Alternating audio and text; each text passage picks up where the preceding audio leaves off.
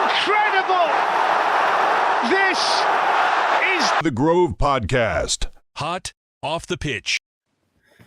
Hello, this is a very joyous Tabs here, and welcome to the Grove Podcast, Hot Off the Pitch live stream and post-match instant reaction podcast, where we'll bring you an amazing instant reaction to Arsenal games minutes after the final whistle. And what a final whistle! What a game! And this is far better than the Wolves instant reaction. I think you'll see that we're a lot happier, and there's four very big reasons as to why that is. And to join me in this celebratory pod to both eulogise about Arsenal and laugh hysterically at that lot from Middlesex up the road is Ian. How the hell are you?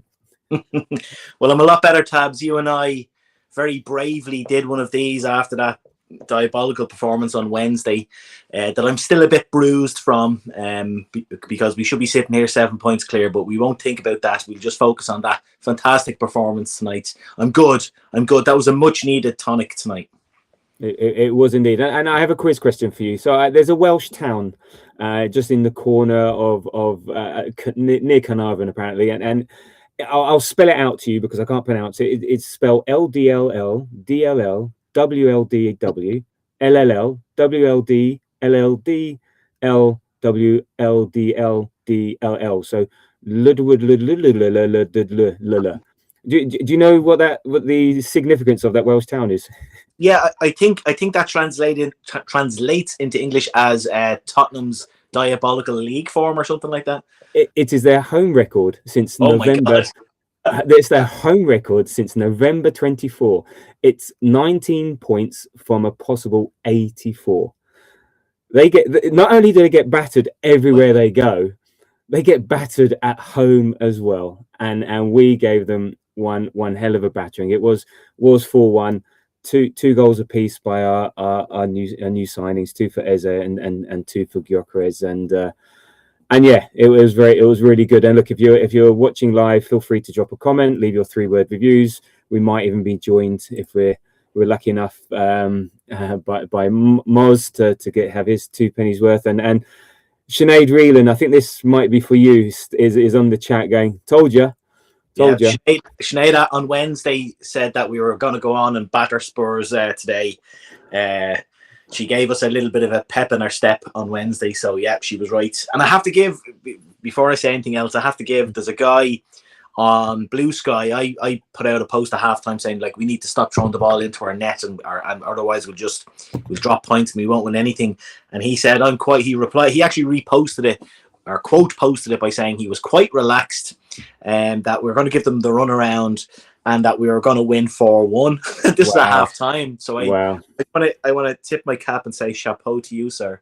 Good one. Do you have a name? Can you remember the name? His name is Sean Heggs. Sean Heggs. Sean Heggs.bsky.social. Well done, Sean. Now, if you're like me, you're brave and you predict 4-1 before the game and you go onto an opposition podcast and do that. That's when you really get the kudos. But, no, you said 3-0 after. No, I'm talking about Aston Villa when I predicted 4-1 I went on an Aston Villa podcast and said we're in 4-1. That's right, actually. Yeah. So I thought you meant today's game.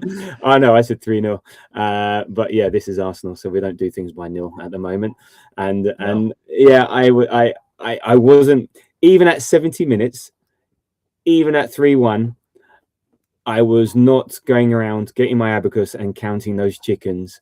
And it was, you know, because, and it was really telling because jumping straight into this, because if that had been Thomas Frank, you know, then no, the stadium would have been emptied. So not only do they get battered everywhere they go, Arsenal empty stadiums everywhere they go, they would have left. But because of the way we've been recently, all they knew is that if they could just get one goal, which they almost did. Yeah. Could you imagine what that final few minutes, and we would be shitting the bed and they would have everything and the crowd were there. So they were waiting for us to shit the bed, and luckily we didn't, and we'll talk about that in a moment. So look, let's kick off as we do. So we get the lineups actually a bit earlier than normal. There seems to be a lot of that ITKs out there. So it was Raya. I think the big question was, would Eze play or Odegaard? Who would be up front? And then maybe, I think we were talking, Timber, does he need a rest? Should White play? Hincapié over Calafiori.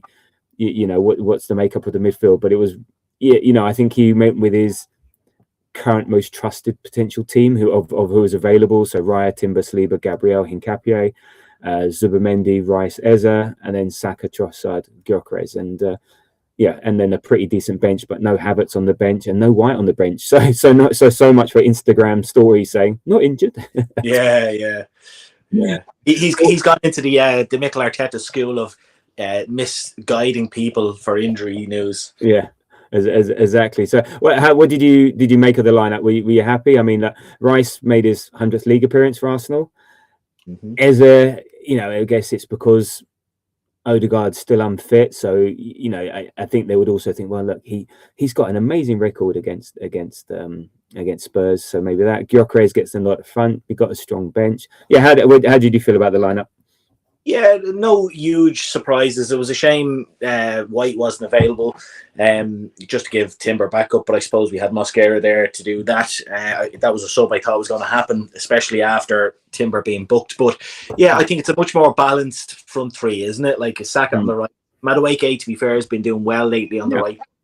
Our best attack at the moment, and over the course of the season has been Saka on the right, Trossard on the left, and Gyökeres up top, who was phenomenal today. I think by far his best game in an Arsenal shirt. But yeah, and in midfield, we knew Zubimendi and Rice was going to start because they always do. Eze coming in, no huge surprise because again his record against Spurs or what happened in the first game, plus Odegaard obviously not being fully fit, so and with Havertz not being around, so that was a natural selection, and the rest kind of picked itself. So yeah, very very happy. Yeah, I like the word you said, balanced. It was definitely more balanced. Saka on the right. We had. You got the runner in terms of Gyökeres who gets behind the ball, but the problem being trying to control the ball, trying to keep the ball, and all the rest of it. So I think having the likes of Trossard and Saka there really helped us. And then Zubimendi and Rice doing their things, and Eze could sort of float in between. It felt like he was more of a support striker sort of today. He seemed to be a bit further forward, and let Zubimendi and Rice do the midfield work, and he was sort of more supporting Trossard, which then gave us options. And look, you see where he gets his goals from and so on. So that was good. And yeah, on his record, he scored 6 goals in the last 4 Premier League appearances against Spurs. 3, and he scored 3 and 2 at the Toilet Bowl, and stuff like that. So he's got a great record against Tottenham. So even on vibes, you've got to play him. And I have to give you, just on that, I have to give you a great stat that was texted to me via a friend of the show, Mitch, at PhD Arsenal, or Arsenal PhD. And he said that Robert Pires has the most goals for Arsenal against Spurs in the Premier League era with 7. And as in one season and 2 games has gotten 5. So and Adebayor's got 6. So yeah, he's 5 up there. So he's up there already. So if he plays them if we could play them every week, which would be marvelous because we'd have such a, but if only. But you contrast the Spurs. We caveat in the past when we play teams like Wigan, or we play Kairat or whatever. I'm not caveating anything here because this is Spurs and I don't give 2 shits what their position is, and because we've played crap Tottenham teams in the past and they have given us trouble, especially at their place. They have. It's always because it's North London derby. Even the Invincibles had trouble against really poor Tottenham teams. So I wasn't. They put out an 11 that is very average, as I said, but we've been here before, and I think not that I thought it was maybe going to be a tale of 2 benches. It didn't work out that way because their bench, it's who, Austin, Sousa, Oluwesi, Williams, Barnett, Roswell, Wilson, so I wasn't. Again, on paper, we should be stuffing this lot, and it worked out as it should have done. But football's unfortunately played in grass, not on paper. So but you contrast our squad and our team to theirs, and I don't care. I was happy. The more people out, the better, as far as I'm concerned, because I want to beat these lot, and that we did. So with that in mind, what was your highlight and low light of the game? Well, I always forget about this bit. No, it's not like we haven't been doing 160 No, no, pods, and more, the first question I ask is highlight, low light. But yeah, don't worry about it. Let me surprise you with it. About them. I forget about them on the HOTP. Oh, right, okay. My highlight, God, of many, I think, was that Gyökeres second goal. I really liked that second goal. The first one was probably a better goal, but I just loved that second goal because it was kind of a more of a Gyökeres goal that we saw on the YouTube compilation that we all fell in love with and thought, right, we've got a player here. So I really like that goal, I have to say, the way he took it on. My low light was the obvious one, the Declan Rice mess up. It just really annoys me. It annoys all of us. It's the only reason we won't win this league. And I'm hoping and praying, and I'm sure we will. But the only reason we may not win this league is because of incidents like that. We can point to, like, there's been somebody posted. There's been 4 goals in 2026 alone that we handed to the opposition. The Bournemouth goal, Saliba passed it to Evan Nielsen. Gabriel. Sorry. There was the goal against Wolves the other night. The Declan Rice one tonight. What was the 4th one? Zubimendi against Man United. Zubimendi against Man United, and that literally they're the only reasons we'll not win big silverware this year. And if we just cut that out and let our quality shine, we'll go a long way. So that was my low light. Yeah, GT14, I don't know, otherwise known as Gianluca Tabarelli's come on and said it's Arsenal versus Arsenal for the league. It is indeed. Yeah, it is indeed. I hear you. The only team that can beat us is ourselves, really. And look, yeah, you're right. I mean, I'll start with my low light. I had the equaliser, and it seems to be the worst thing that Arsenal can do is take the lead in a game, because then it's guaranteed to let in a goal very quickly afterwards. You know, we did it with Wolves, and we've done it other times. We've just and stupid goals. It's dumb that, you know. And the thing about this was their first, and I wrote it down. It's like, we've got all the possession, we're doing all the work, we're having all the chances. You know what? Tottenham will score with their first chance. They scored with their first chance, their first shot. It was Colin Moani's first goal, in Premier League goal. I think it was their first and only touch in the opposition box in the whole of the first half. It was 122 seconds after our goal. And look, it was uncharacteristic from Rice, so I'm not going to dig him out. But bloody hell, why do we keep doing this way? You know, giving away leads is great. Yeah. So that had to be a low light, because we were so dominant, and they didn't even earn any, they didn't do anything to deserve it. So yeah, that's got to be a clear low light. I'll get to the Gyökeres goals. I'll get to the goals later. But my highlight was not having to listen to Gary Neville. Oh my God, it was joyous. So what I did, and I've had this recommended to me, is that I tuned into the Arsenal feed with Adrian Clark and I don't know the other guys, and it is a bit biased. Hey, look at that! Get the drinks in, and it is a bit biased, and all the rest of it. But it's not Gary Neville, and it's a bit more favourite, and it's not bullshit, and it's not disingenuous, and it's not this. I said it's a bit jingoistic, it's a bit biased. But no, Adrian Clark is a good analyst, and he does decent videos on YouTube, and he knows what he's talking about, ex-Arsenal football and all of that.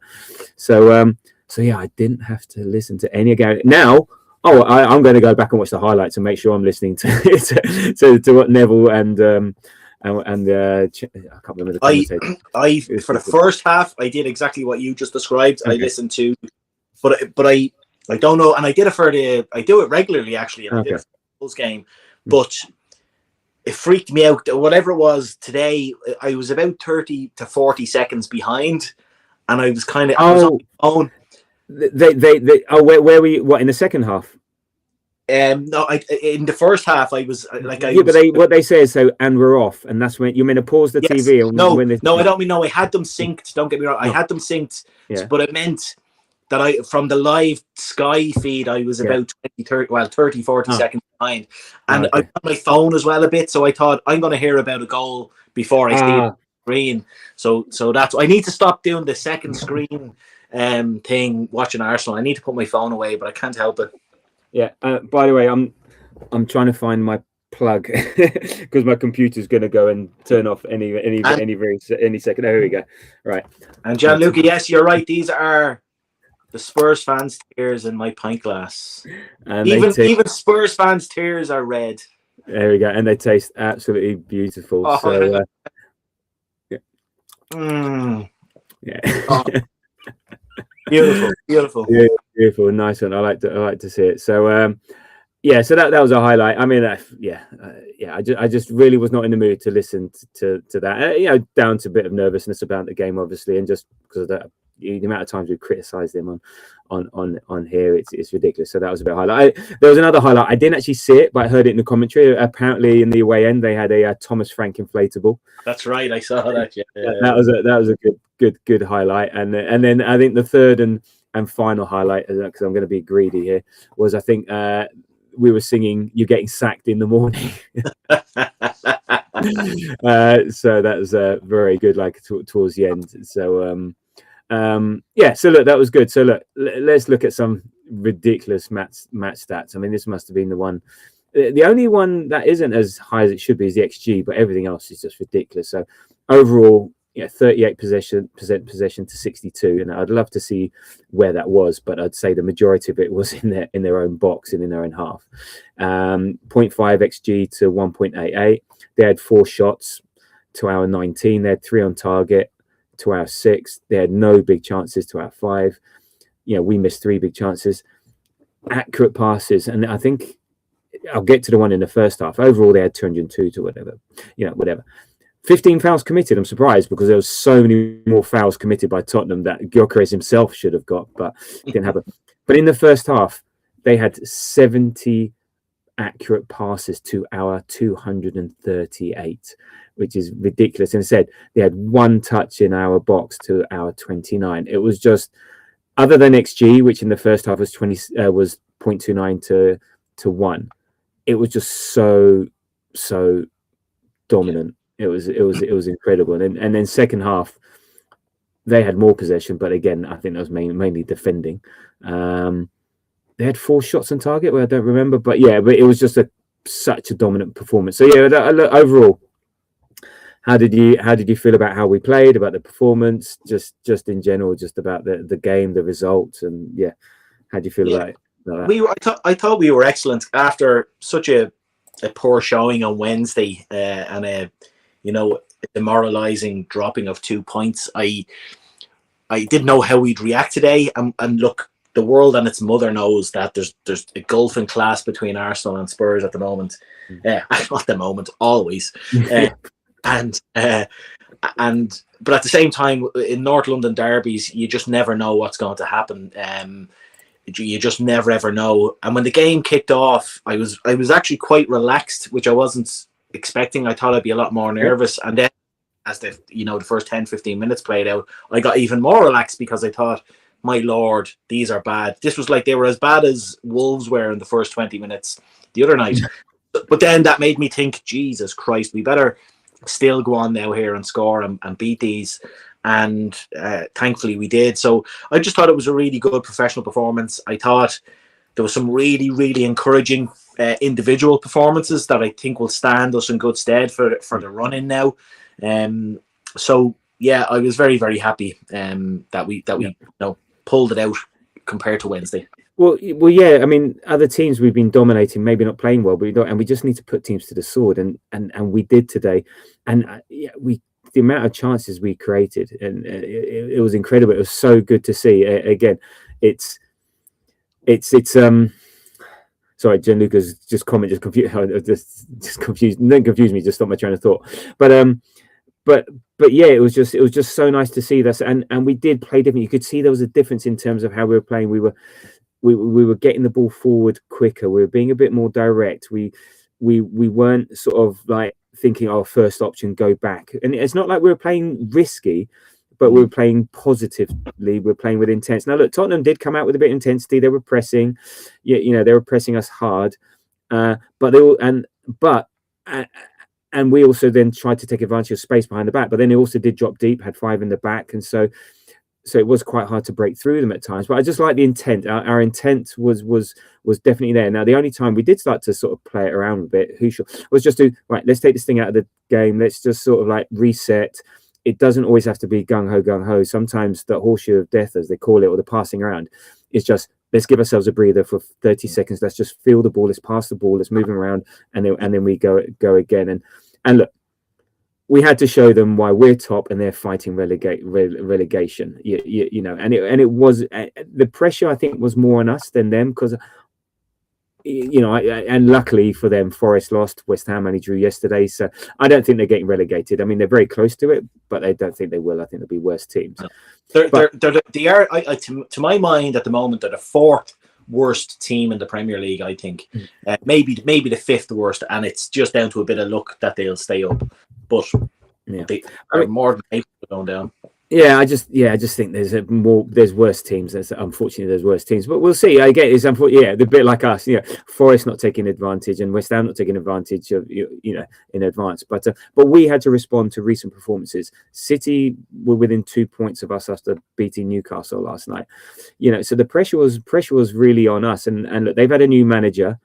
You know, and apparently his statistics are, in the last 5 appointments that he's had, he's won the first game of every appointment that he's had. He's always won the first game. So, you know, there's a bit of narrative there and all the rest of it. But then when the quality comes onto the pitch and it was just chalk and cheese, and we were just so much better than them.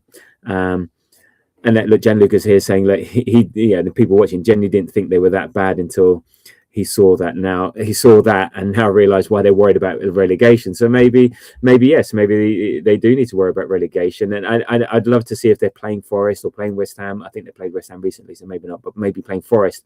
That would be like, all of a sudden they're playing 6 pointers at the wrong end of the table. So they were really bad. But I don't want to focus too much on them being really bad. I think we were really, really good, and we showed a lot of intent. So in terms of that first half, you know, and I was just got to hear the number of, you know, Timber has a cross, Gyökeres has a header. Then Gyökeres does well, and he did one of his trademarks, run down the channel, steps in, just couldn't curl it enough. Saliba has a header that goes just wide after a corner, you know, and then we do get the opener in the 32nd minute. Saka, who in the first half had Spence on toast, again received the ball, got past Spence, crossed it in, and it sort of ran up, you know, Ez's leg, and he did really well to get over the ball and volley it in from close range. So did well to hook it in. So well deserved. 100% well deserved. The the only surprise for me was that we hadn't scored sooner, and Spurs were at 6s and 7s, but we Arsenaled ourselves. Go on, tell it. Yeah, what happened then afterwards? So 122 seconds later, then what happened? Well, I'll be honest with you. When we scored and the celebrations were on, I took the opportunity to run out and grab another beer. And in the time it took me to go out to the fridge, now to be fair, I watched the replays and all that kind of stuff. Yeah. And I went out to the fridge, got a beer, and came back in. I didn't waste any time in there. And I came back in, and Colm Moani's like right in front of our goal and shoots and scores. And I thought, what the hell's after happening? And then I saw the replay. Declan Rice, one of the stalwarts of the season, just has a brain fart. Like, he's down in our corner. He gets the ball. He does well to regain possession, as he always does. And he should know better than to try and beat a player there. That's the moment you hoof it up the line and get rid. You've just scored a goal. You've worked hard. You got your goal. Don't do anything stupid. But as is our want at the moment, we go and do something stupid. And it reminded me when you texted the other night when that kid, the 16-year-old kid, came on for his Premier League debut. Before the match, literally they came up on the screen that Colm Moani hadn't scored or assisted in 18 Premier League games. You knew it was coming. I was like, oh my God. And do you know what? I'm raging I didn't, because I nearly texted you to say, here we go again. Here's another one. I was going to take a screenshot of the on the TV. Yeah. And then he scores with their first touch in the box. Like, you couldn't make it up at the moment. You think, come on, have we not learned anything? The whole point is learning. And someone like Rice, who's like one of the, who's been our best player recently, I'd suggest, and one of the driving forces of trying to get us forward, get us points, and all the rest of it. So, yeah, you're right. Just clear it. Yeah, just boot it and go again. But it didn't happen, and there we go.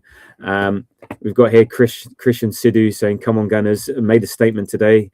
Now we have to build. Yeah, indeed we do. We came off the boil after the statement win against Villa. Can't let it happen again. And that was 4-1 against Villa. So yeah, we can't let that happen again. Momentum. Let's build on it. And then the rest of the second half, I think we had a couple of chances. There was the ball over the top. Big chance for Saka, but Vicario blocks it, and then Trossard, I think, had a shot that just crept wide. It's sort of like looked for all the life of me going in, and then just went the wrong side of the post. I think it took a flick underneath the defender, but yeah, and I think Vicario actually had one of his better days. He was quite a busy chap, and we didn't really put him under pressure in the corners, which is normally his weak spot, but he did make some good saves and came out quick. So I think, okay, 1-1 at half time. It's just a case of, again, show who you are, be dominant, keep pressing, keep doing what you're doing, and the goals should come. So, Gianluca's asking a question here, and Tottenham do have to play Forest, but not West Ham. There was the incident, I think, was it the first half with Gabriel and Colomorani, with a sort of ball over the top. Now, neither player was getting it, but Gabriel then moves across Colomorani and sort of inadvertently takes him out. I don't know. I think I know what he's doing. I don't think it's enough because the ball is not going anywhere near him. So I don't think, what was worse yesterday was like the Bernardo Silva one on Dan. I was just going to say, I think that's the incident he's talking about. That was a potential foul by Gabriel on. Yeah, but that's what I think. Yeah, because that's what I'm saying. Was Gabriel lucky to get away with that one? I don't think it was a foul. I think they're both running for it. I think maybe if anyone's at fault, then that was it. Yeah, but not enough to be overturned. Are you talking? Maybe Gianluca, you can do that. He meant for the 2-2 goal, not that one. We'll get to that. All right, wait. We haven't got to the best game of the match yet. Best goal of the match yet. Yes, we'll get to that one. So look. Second half, you say, look, let's be dominant. Let's take our chances, and then, well, it wasn't much of a chance, but bloody hell, this was like I made the wife and the dog jump, who for some reason were in the same room as me watching an Arsenal Tottenham game, and sort of, Timber plays it across the area. Eze stepped over it, maybe not, who knows.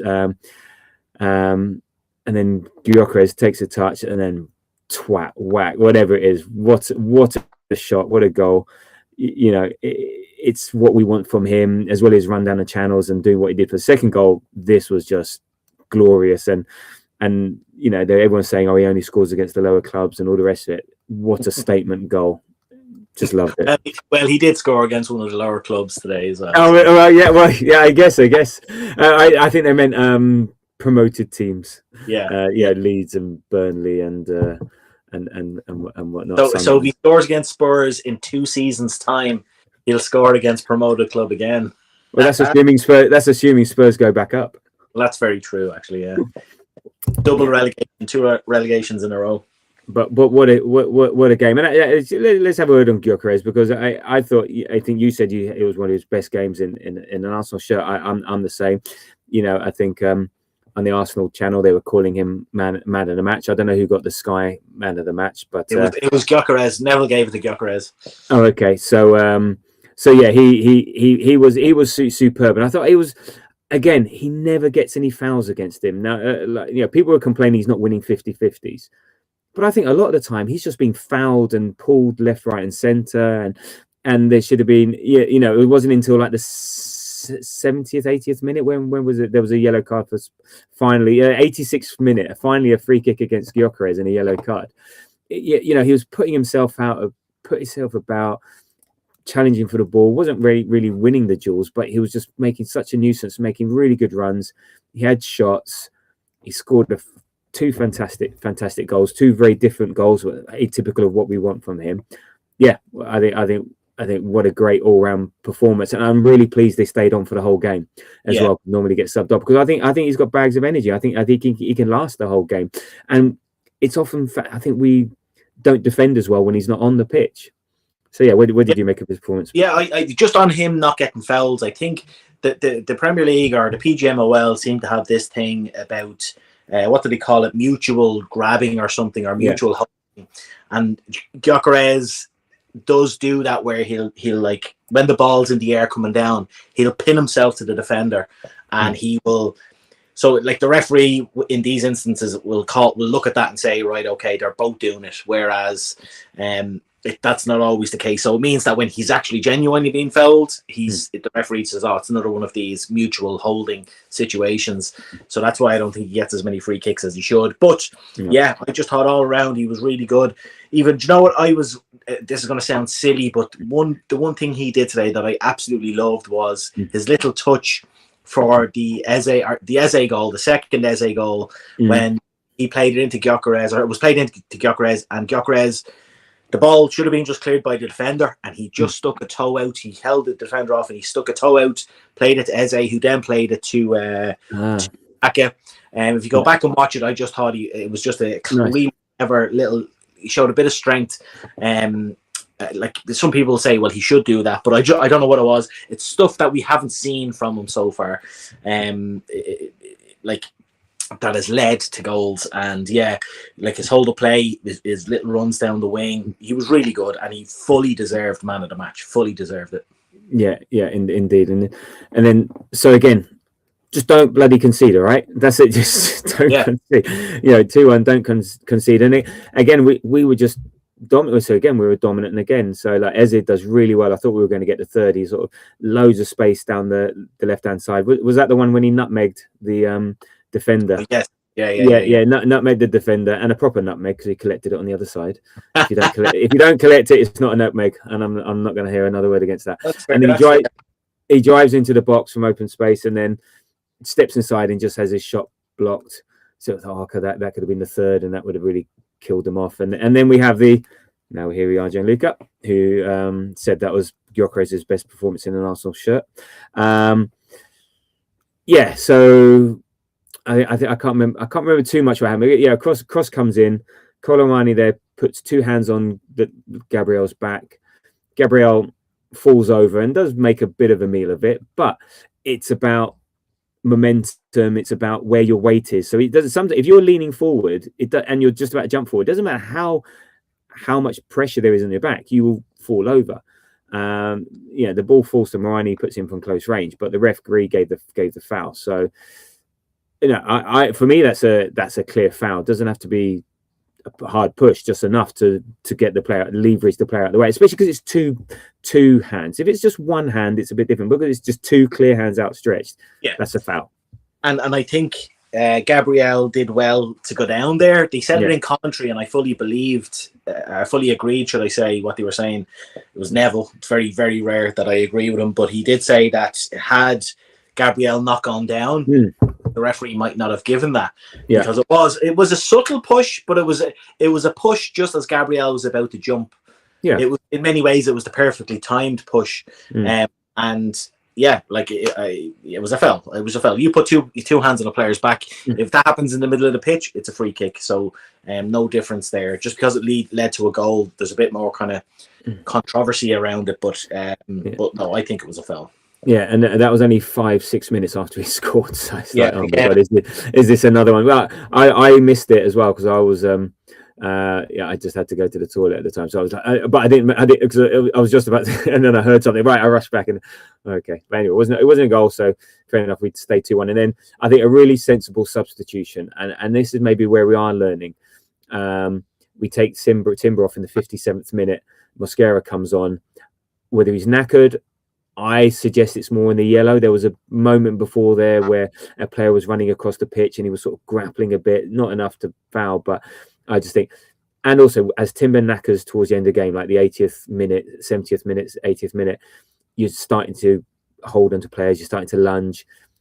It's not like he was a yellow card waiting to happen because he was reckless. It was just a yellow card waiting to happen just because of tiredness. So for me, I hope that's what it is rather than any sort of injury. But I think one of Arteta's sort of more sensible subs. Yeah. So do you think it was knackeredness or yellow? I think it was a combination of both. Yeah. Like as you said, tiredness can lead to kind of a rash tackle. Like the first yellow, I know it was early on in the game. It wasn't through tiredness, but it was from him chasing the ball that he gave away, and easily the same thing could have happened again where the ball's played over the top or whatever, and he's chasing. Like we all know, Timber has probably played far too many minutes this season for Arsenal, and for a team that's playing every few days, that's going to take its toll on a player. And if it was a player that needed a break, like this is why I still can't believe that he started on Wednesday. That was the mistake. If he rests him on Wednesday, I think he's able to play the whole. But look, if White's not in the team, maybe that's the reason why. So it's an odd one, but anyway. So White was available on Wednesday. Yeah, I guess he was. Yeah, so interesting that he wasn't there today. And look, Mosquera came on and was really good at right back. He was superb. He came in, made some really good challenges. Was no issue. It actually was part. I think was he actually followed on from that. There was like in the 60th minute as Mosquera wins it, and then it ends up with Eze and Saka combining, and Saka's in, and he has a right foot under pressure, which again saved by Vicario straight at him. But again, good play, cutting Tottenham apart. They just could not handle us. And then 2 minutes later, and this is where you could just see Eze growing into the game, and he grew into that second half. The first half, I think it was relatively quiet, and it was just a game that he grew into. I don't think he did a huge amount other than score the goal, which is still important, but I don't think he offered a huge amount, but he just seemed to grow into it. And you could see, beginning of the second half, he was sort of involved, getting, I think, a lot more involved, and maybe like at half time, look, he was involved in the Gyökeres goal, and he's involved in a run that he almost scores, and he's involved in the Saka chance, and then he goes and intercepts the ball in the middle of the park, plays it to Saka, and then Saka was tackled as he was about to shoot. The ball comes to Eze, and he fires home. And what I liked was that for once we got a break of the ball in the box in that scenario, because even today we weren't getting the break of the ball, but in recent weeks against us, the ball seems to, like the Wolves game, when the ball breaks to the way it breaks to their player, or even going back to Buendia scoring against Villa in the last minute, the way it balls to them. So it was about time the ball broke to us, and we take advantage. So lovely goal, really happy for him, and he loves playing Tottenham. Was that it? Game over? Yeah. Did you feel? Yeah, I did, because I know what happened on Wednesday happened, but I just didn't get the same vibe tonight.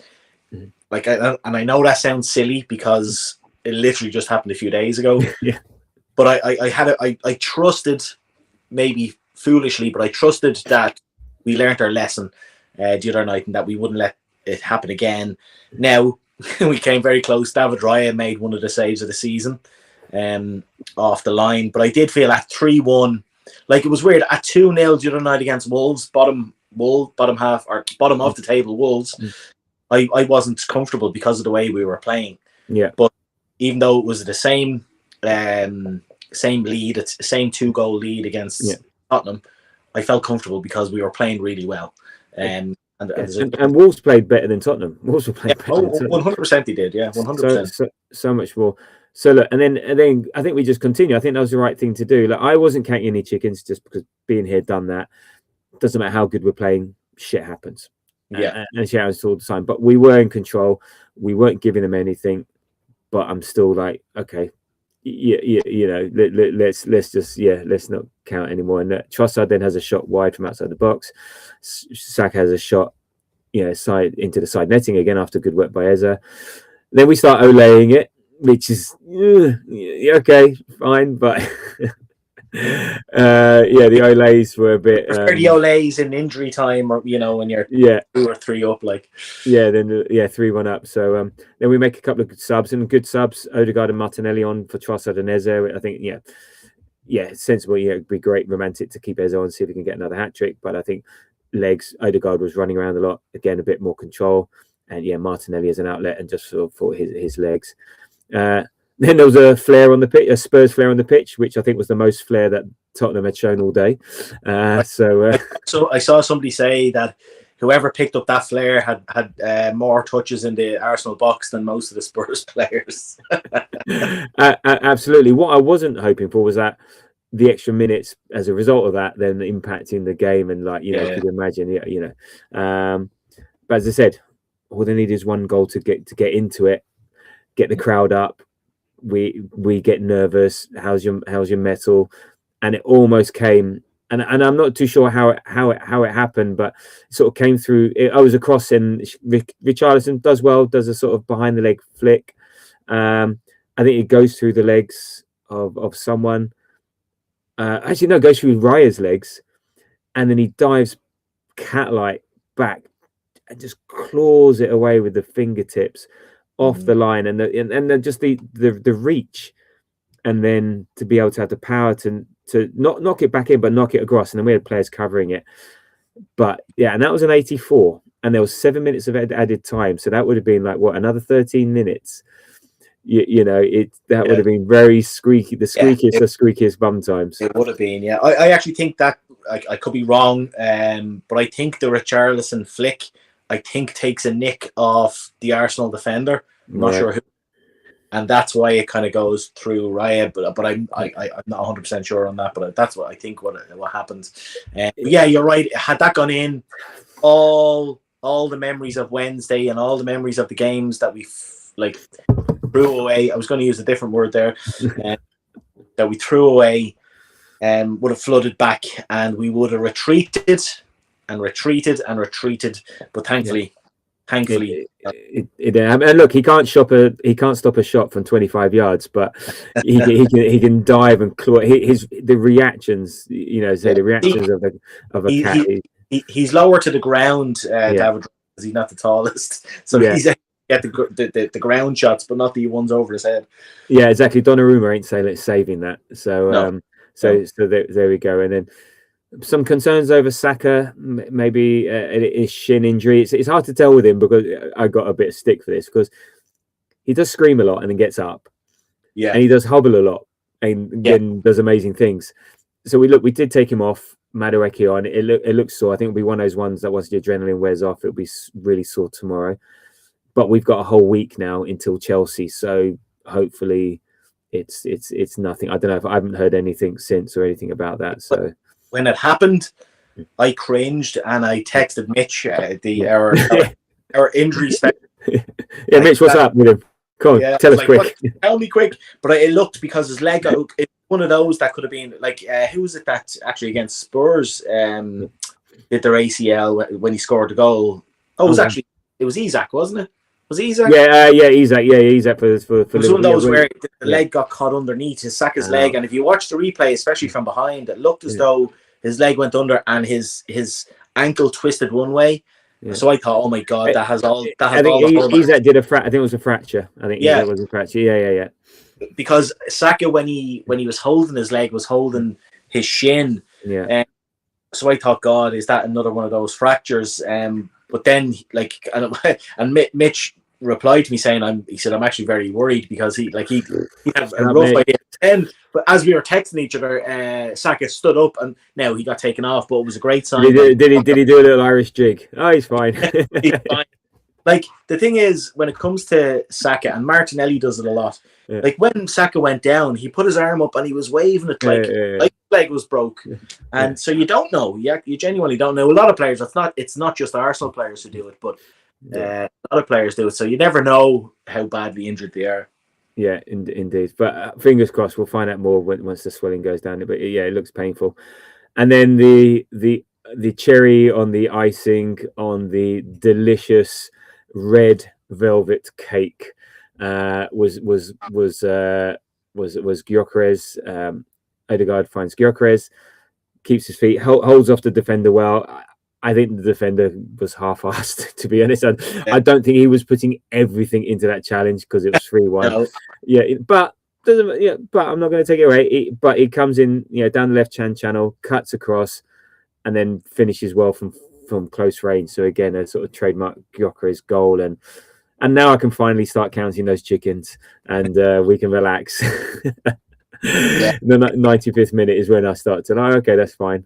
Pack my things up, start preparing for the pod. So, and then game over, and yeah, I mean, I might need to go back and just watch what it was like after match and just soak it all in. I mean, it's a glorious evening. Like the wife is cooking a lovely lasagna, and I can't wait to eat that. And I got some Arsenal to watch and rewatch and watch it again. So looking forward to that. So yeah. So other than Gyökeres and we touched on, is there anyone else that stood out for you? Anyone else that was like yeah, who stood out and who was your man? Did you say Gyökeres was your man in the match?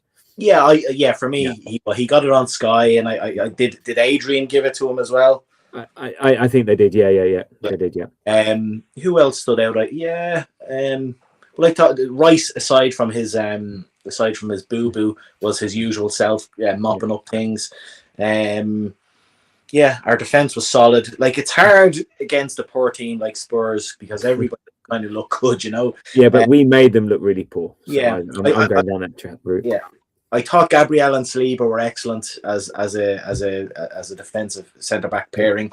Yeah, I mean, all of them. It's just all round. Yeah, all of them, 10 out of 10. Yeah, I thought I'll take one off for Rice for screwing up, but there we go. But Raya now seemed confident. He was claiming balls and not dropping them, which is good for a goalkeeper. But that eases the pressure. And the fact that he does that, it just takes it easy. I think Hincapié is turning into a really solid player. Not such a threat, but just like he seems like part of the furniture in the back foot. Yeah, Saliba and Gabriel doing really well, doing their stuff. I think Rice and Zubimendi were dovetailing really well. Rice is that's Rice intercepting there. Oh, that's Rice picking up the ball there. Oh, that's Rice doing that. Oh, Rice, get out the corner and kick the ball away really far. Don't just play around with it. Saka had spent some toast. Timber is okay. I think he was fine. I did notice that it felt like we had our attackers in the attacking positions, and we did have a bit less of. I think maybe Hincapié was more. Timber was getting in the way isn't quite right, but Timber wasn't in those positions as much as we've seen in the past, and I think it gave a bit of breathing space for Saka, for Eze, for Gyökeres and stuff. So I think that was good.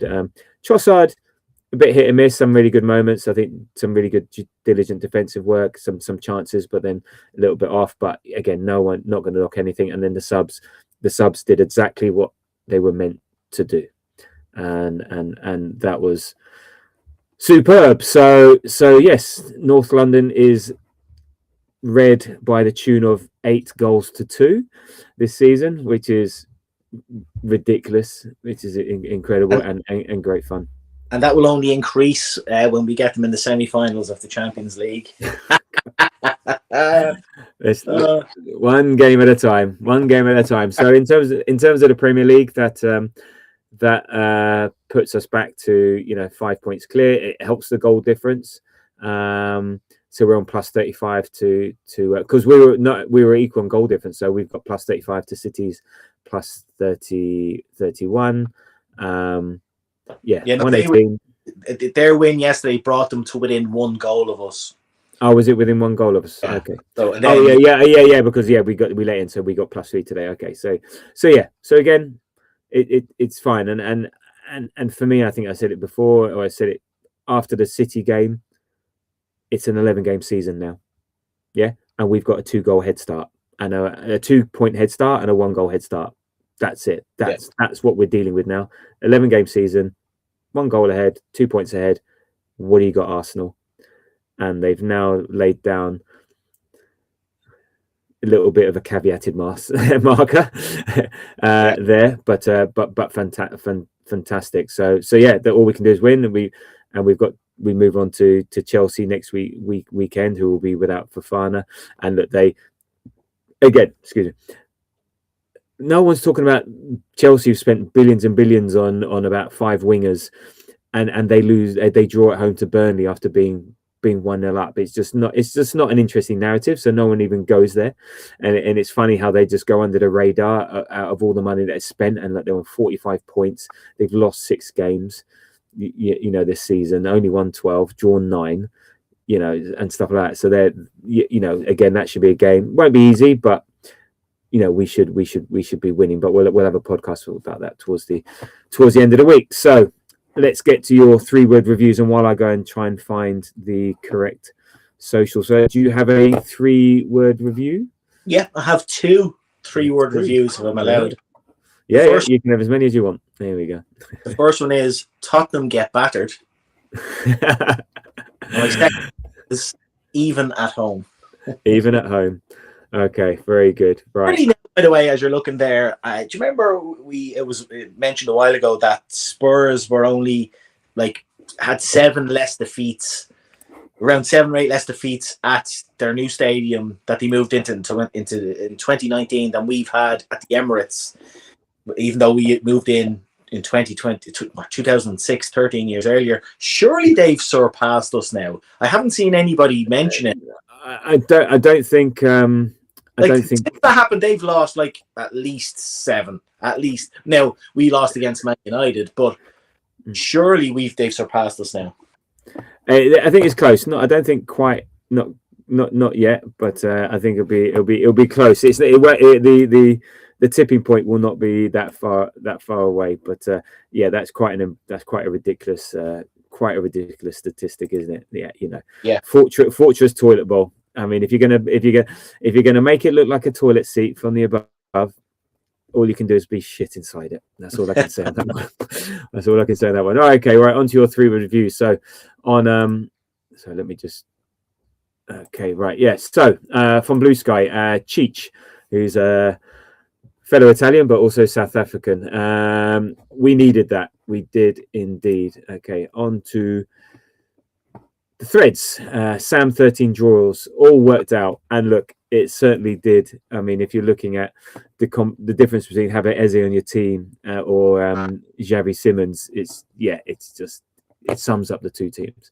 And look, yeah, I feel happy for Eze because he's, everyone was really, we were so excited when he joined, and he was so excited, and I think we haven't been able to find a spot for him. And actually, his best time actually before now, was when Odegaard was out. We were struggling for injuries. Marino was up front, and we had no choice, so he had to play, and he was playing regularly. He scored the 3 against Tottenham, 1 against Palace, and it's and then sort of since the Villa game where he let Matty Cash go, sort of been a bit in and out, on and off.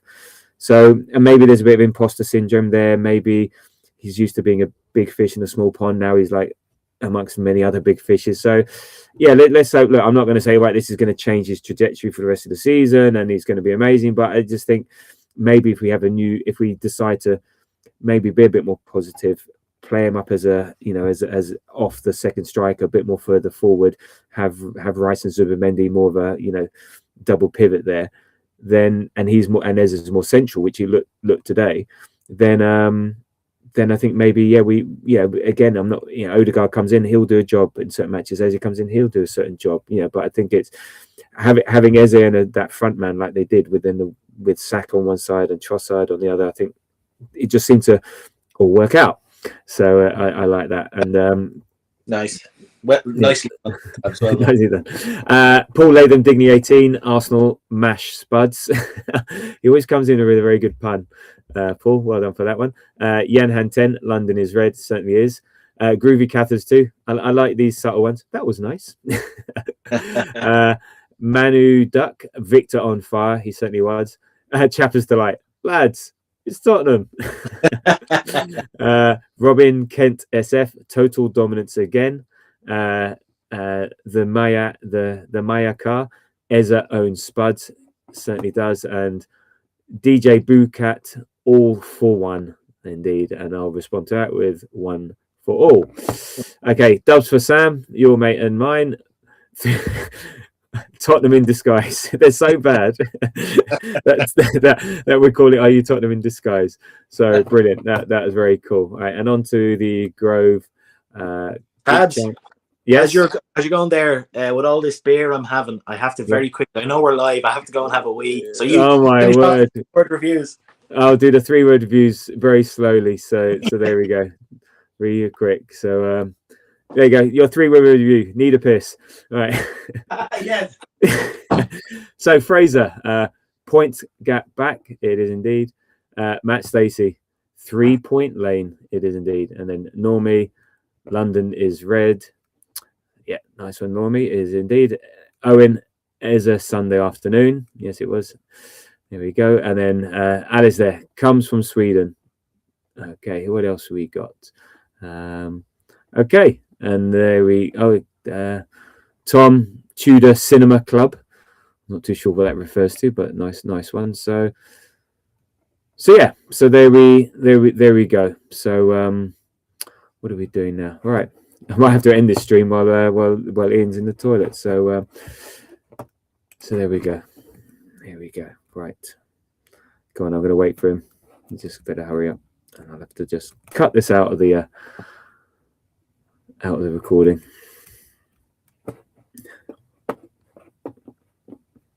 I need toilet music.